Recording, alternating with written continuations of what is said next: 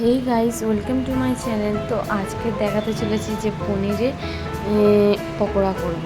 তো পনিরটাকে প্রথমে লম্বা লম্বা করে স্লাইস করে নিলাম, আর তারপরে এর মধ্যে চিলি ফ্লেক্স দেবো, কাসুরি মেথি আর অরিগ্যানো দিয়ে ভালো করে এটা মাখিয়ে নেব, আর একটুখানি হলুদ গুঁড়ো আর লঙ্কার গুঁড়ো দিয়ে ভালো করে এটাকে কোট করে নেব।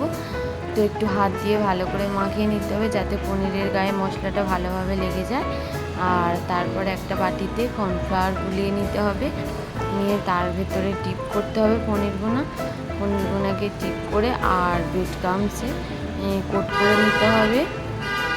তো দেখতে পাচ্ছ এখানে ভালো করে একটু করে নিতে হবে, আর একটু ভালোভাবে আস্তে আস্তেই করতে হবে, নইলে পনিরগুলো ভেঙে যাবে। আর এখানে এয়ার ফ্রায়ারে ভালো করে সাজিয়ে দিয়ে একটু তেল স্প্রে করে দিয়ে 200 ডিগ্রি সেলসিয়াসে 15 মিনিটের জন্য আমি এটা ছেড়ে দেবো। তো দেখো এখানে পনিরের পকোড়াগুলো একদমই রেডি হয়ে গেছে। আর এর সঙ্গে যেহেতু আমি বাজারের কেনার টমেটো কেচাপ খাচ্ছি, কিন্তু আজকের আমি নতুন ধরনের একটা চাটনি করে দেখাবো।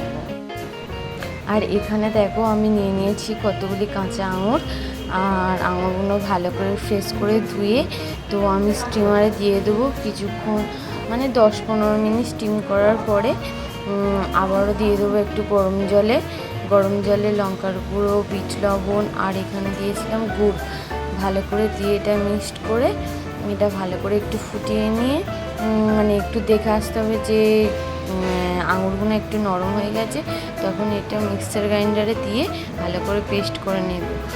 তো এখানে কিছু গার্নিশের জন্যে আর বোঝানোর জন্য আমি আঙুর ছোটো ছোটো করে টুকরো করে নিয়েছি। আর তারপরে কড়াইতে একটু মৌরি, একটু পাঁচফোড়ন তেলেতে দিয়ে ভালো করে একটু নেড়ে চেড়ে তারপর আমি পেস্টটাকে ঢেলে আর আঙুরটাকে ভালো করে যেটা কেটে রেখেছিলাম সেটা দিয়ে দেবো। তো এখানে একদম রেডি হয়ে গেছে।